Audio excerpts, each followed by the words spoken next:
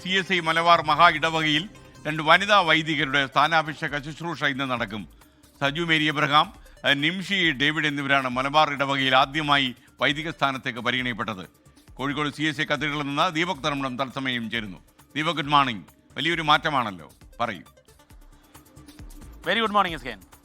വലിയ മാറ്റം തന്നെയാണ് SKN. ഒരുപക്ഷെ നമ്മൾ കേരളത്തിലെ വനിതാ മുന്നേറ്റം എടുത്തു പറയുമ്പോൾ അത് ആത്മീയ രംഗത്തും വലിയ രീതിയിലുള്ള മുന്നേറ്റമാകുന്നു എന്നുള്ളതാണ് ഇതിൽ നിന്നും നമുക്ക് മനസ്സിലാക്കാവുന്നത്.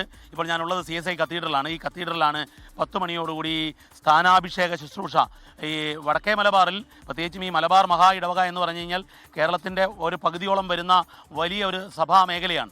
ആ മേഖലയിൽ ഇതാദ്യമായാണ് ഈ വനിതകൾ വൈദികരായി മാറുന്നത്. 2 പേർ വൈദികരായി മാറുന്നു. നമുക്ക് ദൃശ്യങ്ങളിൽ കാണാം. ഇവിടെ അതിൻ്റെ ഒരുക്കങ്ങൾ ഇങ്ങനെ നടന്നുകൊണ്ടിരിക്കുകയാണ്.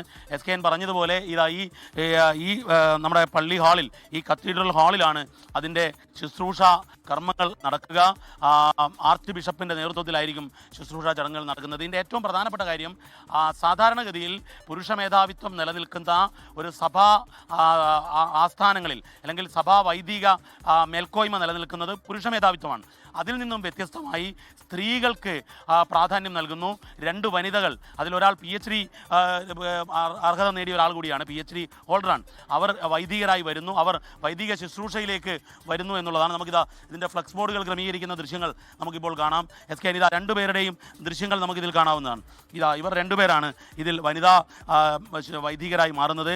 അതിൽ ഡോക്ടർ സഞ്ജു മേരി എബ്രഹാം, അതുപോലെ തന്നെ നിംഷി, ഈ 2 പേർ ഇന്ന് വൈദിക പട്ടത്തിലേക്ക് എത്തുന്നു എന്നുള്ളതാണ് ഏറ്റവും പ്രധാനപ്പെട്ട കാര്യം. ഏതാണ്ട് 10 മണിയോടുകൂടി ഈ വൈദിക പട്ടം നൽകുന്ന ശുശ്രൂഷ നടക്കും SKN. ഒരുപക്ഷെ മലബാറിൻ്റെ ഒരു മുന്നേറ്റ ചരിത്രത്തിൽ, ആത്മീയ രംഗത്തെ വനിതാ മുന്നേറ്റ ചരിത്രത്തിൽ അടയാളപ്പെടുത്തുന്ന ഒരു സംഭവം തന്നെയായിരിക്കും ഈ വൈദിക ശുശ്രൂഷ SKN.